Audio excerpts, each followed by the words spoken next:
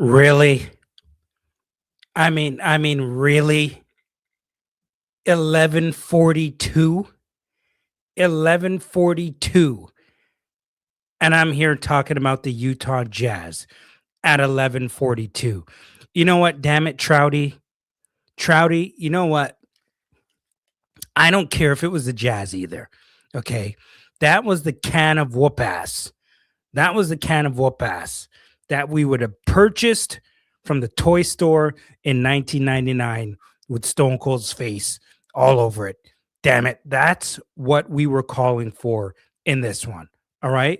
A big fat can of whoop ass all over the Utah Jazz. We're going to drop one. We are going to drop one. Superfan Mo, what's going on? I wasn't worried about this game, but yeah, nice win. Listen, I mean, they did what they had to do, and we spoke about this. This is exactly what they had to do. Come out here and whoop the Utah Jazz ass all up and down the damn arena. It's exactly what they needed to do tonight, and they did it. Period. All right, because remember how I talk about that 10-10-62, and well, it's a lot different for Utah.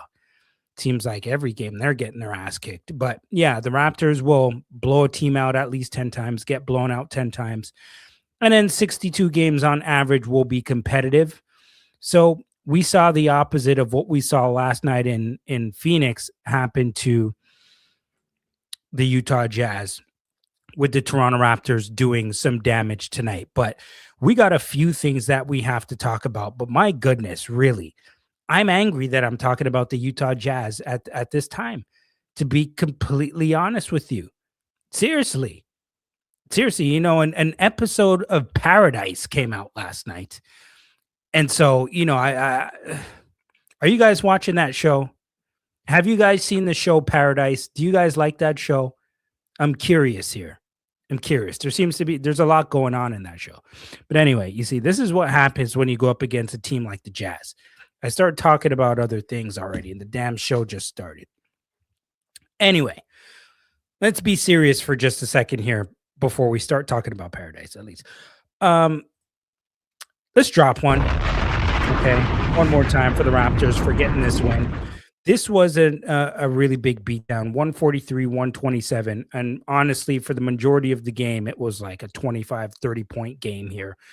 Just an absolute beatdown. And if you didn't see the beginning of this game, or if you didn't see any of the game, and you're going to be watching this after as I'm doing it live, there was no Emmanuel Quickly, there was no Jakob Poeltl, and no Brandon Ingram. Brandon Ingram was a last-minute scratch in this game. But one of the good things is we did get back Colin Murray-Boyles. We did get back Colin Murray-Boyles, and his impact was felt right away in this game. All right. So it was really good to have him back. And so there's a lot of guys in double figures in this game in different areas as well. And so without those starters that I mentioned to you, because three of them not in the lineup for this game, Sandro Mamukelashvili gets to start, Jamal Shed gets to start, and Jacoby Walter gets to start as well. And everybody pretty much balled out in this game. And I mean, how the hell can you not going up against the lowly Utah Jazz? I mean, to be a Jazz fan this season, don't get me wrong, and I know you have some good pieces sitting on your bench and you guys are just tanking. But I mean, to sit down and have to watch these tank jobs. It's completely BS. This is shame. Shame for the referees, shame for the league to allow this. I mean, that was nasty, nasty work from the Utah Jazz. But I get it. Superfan Mo, Mamu finally nodding his head too much. You got that right, Mo. You know why? Because Mamu did ball out tonight in 32 minutes. He had 23 points, 9 of 14 from the field, 3 of 6 from three-point range, along with 4 rebounds, 5 steals. 5 steals in this game from Mamu, and a block as well. We're gonna drop one for him. That's a nice game. That's a nice game from Sandro Mamukelashvili. And yes, he has been in his own head quite a bit. And so it was nice for him to come out and actually get a decent game tonight. RJ Barrett was showing out as well, especially in that third quarter. He had 18 points in that Q alone, 4 of 4 from 3-point range. 27 points in this one in 25 minutes, 4 or 5 from 3-point range, 3 of 7. Yikes, from the free throw line. He's got to work on that before the playoffs start. 6 assists in this one, along with 2 rebounds in this game.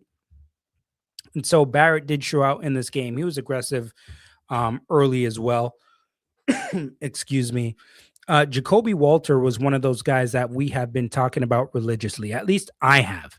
I can't speak for all the other shows out there, but I have been speaking about Jacoby Walter, especially like these last 4 or 5 shows, because we've already talked about this. And you guys who watch me, I'm pretty sure that you remember the things that we say, especially because we talk about it in the comments. And so what's going on here now with Jacoby Walter is not surprising. Why? Because I already told you this was going to happen and he was going to be important for this team. And you guys already know that as well. He played 28 minutes in this game. All right. He had 21 points.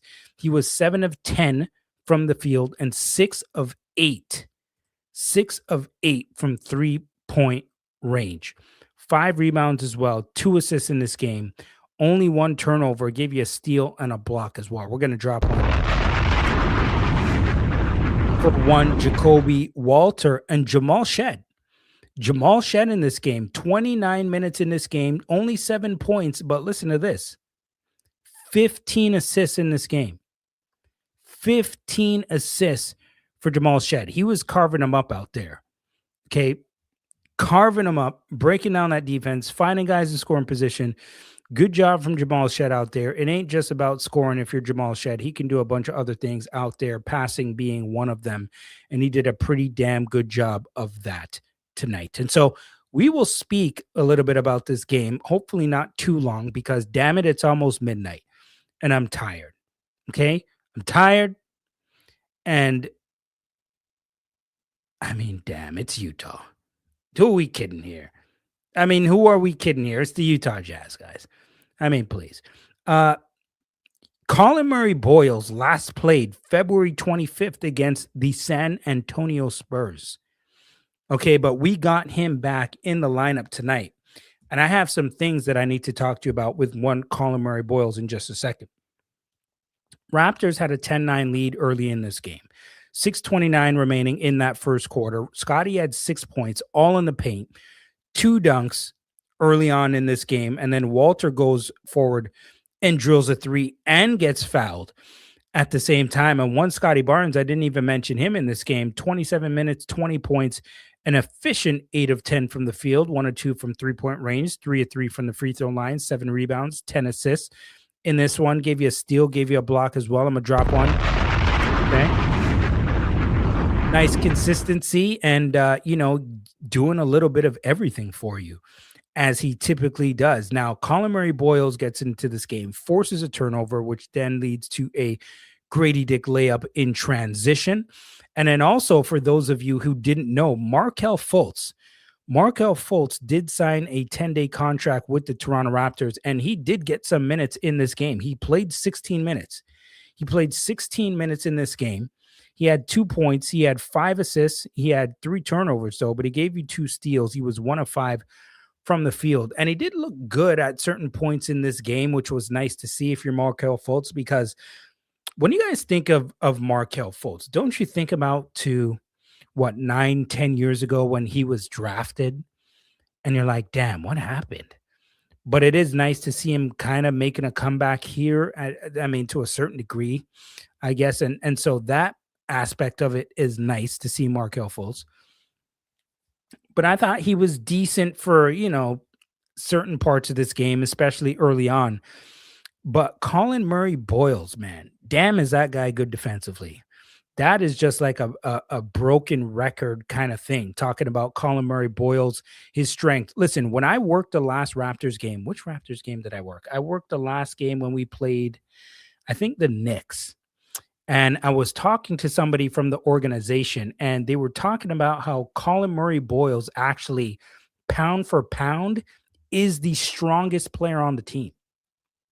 Yes, I am not kidding you. Colin Murray Boyles, I'm telling you right now, the information that I got when I was working at Scotiabank Arena. I was actually working for the Knicks broadcast that game, but I know everybody there. I've been working down there for over a decade. They said Colin Murray Boyles, pound for pound, when it comes to the weight room, is the strongest guy on the team.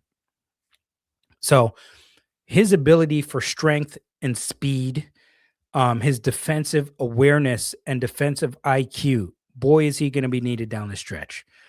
And now everybody is going to be healthy. Everybody's going to be healthy. And you're going to need all of these guys come Wednesday night when they go up against the LA Clippers, because the Clippers in no way, shape, or form are going to be anything like the Utah Jazz. Absolutely not. The Jazz. I mean, are you kidding me? Are you kidding me? Just no. Absolutely. And listen to these numbers from Colin Murray Boyles. 17 minutes in this game, right? He had 9 points. Okay, sure. 4 rebounds as well. Okay, gave you an assist, gave you a steal. He had 5 blocks. He had 5 blocks, and that was within 3 quarters. That was within 3 quarters. The defensive rotations looked pretty decent and crisp early in that first quarter. Monster block from Colin Murray Boyles, and Fultz had 2 points, 3 assists in 4 minutes in that first quarter. The Raptors, though, 18-4 in regards to points in the paint in that first quarter. It was a 31-25 ball game for the Raptors after that first quarter. Now, a part of the reason this game was really ticking me off is because, have you guys seen the free throw numbers in this game? No, like, have you guys seen the free throw numbers in this game? The Utah Jazz, I kid you not, were 36 of 43 from the free throw line. 36 of 43. That is the same exact number that Bam Adebayo shot against the Washington Generals when he had the 83 points. I mean, are you kidding me? Are you kidding me? If you were Jamal, what is Darko saying right now? If you were Jamal, what is Darko saying right now? I think Darko was really impressed with Jamal Shed after tonight. Did what he had to do. He didn't need to go out there and score. Just went out there, carved up the defense, had guys in shooting position, and that's all the fat lady sang in this one. If you look at the crop of players just from the first round, that was a deep draft. Absolutely. That was the year we drafted OG. Really? It was? I didn't even realize that. What did you think of Markel? Yeah, I thought he was decent. I thought it was pretty decent in stretches. Had some pretty bad turnovers a couple times as well, though. But overall, I thought Markel, I mean, for his first showing with the roster, I mean, he looked decent. I don't know what the call is going to be with Quickly come Wednesday night. And so if we don't see Quickly on Wednesday night, we're going to see Markel Fultz get a little bit more burn. But I'm assuming that he is going to play come Wednesday night. Yeah, you know what, Trouty? We should give a little bit of props here. Let me put some of these comments up. We should give a little bit of props to Jamison Battle as well in this game. He did get 23 minutes in this game. He had 17 points. He was efficient, 6 of 9 from the field. So thank you for bringing that up. 4 of 7 from 3-point range, 4 rebounds, gave you 2 assists as well. So you know what? Let's drop one for Jamison Battle. And speaking of shooters, a guy like Grady Dick, he did see time tonight, a lot of time as well. 28 minutes, 13 points, 6 of 12 from the field, just 1 of 5 from 3-point range, but he did get some minutes at least, 3 rebounds, but he gave you 6 assists. So that was a good sign as well. But like I mentioned, 36 of 43 from the free throw line in this game. That is absolutely ridiculous. The Raptors were hacking, and I mean hacking in this game. You cannot be hacking like that against good teams. You just can't. I mean, that's a lot of free throws. You're playing with a lot of hands and not enough legs and feet moving here. That's a lot of arms and a lot of slapping here. Listen to this. 49 assists in the ball game for the Raptors tonight.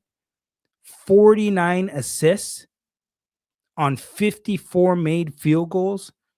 That is ridiculous. That is crazy. I don't like the 17 turnovers, though. I'll tell you that much. 25-25 even in regards to fast break points and points in the paint. Raptors plus 14, 60-46 in this one. The Raptors gave 30 fouls in this game. 30 fouls. Like I don't know if there's another game where in this season where the Raptors fouled more than this. I mean, unless it was a game that went into overtime or something. I don't have the numbers on that, but that's a lot of fouls, man. 30 fouls in this game. Wow. All right, second quarter. There was a possession where RJ had the ball in that second quarter and he was in the paint. Did you guys see this? He was quadruple teamed. And I'm saying, please, for God's sakes, RJ, please pass out of this quadruple team. Please pass out of this quadruple team, which he did. He ended up passing it to Mamu, and Mamu ended up drilling a three. And even though the Raptors did whoop Utah's ass, there were some pretty bad defensive breakdowns down the stretch in this one. There just were. It just didn't look good. Not good. The communication wasn't there at times. And so I'm like, man, if this is happening against a team like the lowly Utah Jazz, what is going to happen when you're playing against a good team? You got to sit down, watch film, and watch film together, discuss it together while you're watching film to make sure that those things don't happen, especially in the half court sets. And even in transition, when you're trying to find shooters, you got to make sure those things don't happen when you're playing against good teams. Mamu was playing some good defense out there, though. I told you, those 5 steals, he was getting into the passing lanes, blocking shots, running the floor hard, and making things happen in transition, whether it be for himself or for others. And the Raptors had 14 assists on 16 made field goals, and that was with 8:30 remaining in that second quarter. Mamu, 15 points with 5:52 remaining in that second quarter, drilling threes, scoring in transition, like I just mentioned. 8 assists for Jamal Shed with 4 minutes remaining in that second Q. But the Jazz, even at this point, 18 of 22 from the free throw line. And I had that in my notes with a bunch of question marks. Like, what is going on? There is just a lot of hacking going on here. Scotty drills a 3 at the buzzer after hitting 2 turnaround jumpers. He was just nice. He was smooth all game, didn't force anything. He was a pleasure to watch tonight. 16 points, 6 assists, 4 rebounds at the half. It was a 10-point lead for the Raptors at halftime. And so these games are good because this is a feel-good game. You know, Alvin mentioned that on the broadcast tonight. It was a feel-good game where guys come in, they get their rhythm, they're feeling good about themselves, they're making shots. And when you have a game like what you had against the Phoenix Suns the night before, you need a game like this to get some confidence and to go in, you know, with a pep in your step on Wednesday night against the LA Clippers, because they ain't going to be playing around. They're not going to be playing around. And this guy, I'm really proud of this guy. Comes out in the third quarter and drills a couple threes. Jacoby Walter, if I didn't already drop one for him, I'm gonna drop one for him. We have talked about Jacoby Walter a lot. And did you hear his post-game speech? I'll play it for you. I'm ballsy. I don't take no shit from anyone. I smoke my stogie anywhere I want. And I mentioned the Raptors just fouling and hacking. I mean, it was rough to watch at the same time. When you're constantly going to the line for free throws, it just makes for a really, really boring game. But RJ, he started lighting up the Jazz in that third quarter. Like I mentioned, 4-4 from three-point range. He had 18 points in the Q. I think it's actually the most points he's had in a quarter as a Raptor. Check me on that one if I'm wrong. Let me go to the comments here, see what's going on. Correction, Fultz played earlier. Yes. I actually thought Marco played earlier today with the 905. He did play, I believe, with the 905. Yes, he did. On the same court, I believe. I need to see Marco penetrating the D on the dribble. That's one of his prime skills. Absolutely right. That is something we'll keep an eye on to see if he's doing that, because that's one of his strengths.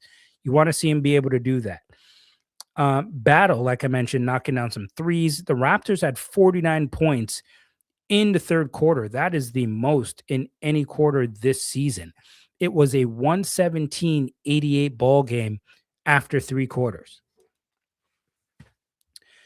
And so at this point, I was thinking, you know what? Maybe I should just go head to the computer, turn the camera on, start it a little bit early because that was my original plan. That's what I wanted to do. But I was like, you know what? Let me just watch a little bit more just to see if anything crazy happens. But I mean, the Raptors were up big, and Colin Murray Boyles was an absolute menace defensively, which is what I like to see. It's just that physicality that's just really, really needed. And to be able to have him and Mamu and Pirtle back in the lineup, that is a good thing. Honestly, that is a really, really good thing. And I have it here, 15 assists for Jamal Shed. Fultz has made some nice passes in the paint. I have in my notes. So yes, Trouty, what you're saying makes absolute sense. And you know what's crazy too is that even towards the end of this game, Utah went on a 16-0 run. Yes, like they went on a 16-0 run. I mean, that is ridiculous. Who gets the chain? Honestly, I'm going to have to say, if I picked anyone to get the chain tonight, it would probably be Jacoby Walter. I guess we can. Are you guys on social media? Any of you guys on social media? Would you happen to have seen who got the chain tonight? I don't know, but I would think maybe it would go to him, or it can go to him. Maybe Shed with the 15 assists. I don't think. I mean, Barrett had the nice third quarter, gave you the 27 points. Maybe it goes to Mamu as well, but I'm not 100% sure as of right now because I am not on social media to see who actually got the chain. But yeah, with that being said, the Raptors put an absolute beatdown on the Utah Jazz, and it ends up only being a 16-point win, but it was, a 25, 30-point game pretty much most of that second half. And so before I get out of here, the Raptors, like I mentioned, the Clippers on Wednesday night, but also remember Friday night. Remember Friday night, the Raptors are going up against the Pelicans, and I, for one, have not forgotten. I have not forgotten. Circle that on your calendar. Raptors, Pelicans, Friday night. I'm not over what happened. Jamal Shed got the chain. Okay, thank you, Trouty. Jamal Shed got the chain. I am not over what happened against the Pelicans. Call me petty. Call me petty. I'm not over it. I want the Pelicans Friday night. And I want the Raptors to beat to out of the Pelicans come Friday night. You get I don't give a damn. I want them to whoop the Pelicans' ass on Friday. Okay? Ass. I got a sound for that too. All right? I'm in the arena Friday. You're at the game on Friday, Mo? You're at the game on Friday. Mo, you're at all the damn games, man. Didn't I see you at the Mo? Wait, hold on, Mo. Didn't I see you a couple weeks ago at the Knicks game? I'm pretty sure I did see you at the Knicks game a couple weeks ago. Did I not, Mo? Pretty sure I did. I can't keep up anymore because it's been years. I've been seeing Mo in the arena for damn last freaking 10, 11, 12 years, whatever the hell it is, for a long time. Before I get out of here, what shows are you guys watching? I'm curious. Have you guys watched this show, Paradise? It's interesting. It's interesting. What are you guys watching out here? Curious. I'm always looking for a good show when I can squeeze it in when I can. Maybe I can get some in before the playoffs start, because when the playoffs start, I'm watching Alien Earth. Alien Earth, is that good? I might have to check that one out. I did see the preview for that. I did see the preview on that. You know what? Somebody else told me they were watching Alien Earth too, and they told me the show is fire. I heard that show is fire. I might have to check that out. I'm going to go watch the trailer on YouTube again. It's interesting. Solid? Okay, I hear you. I hear you on that one.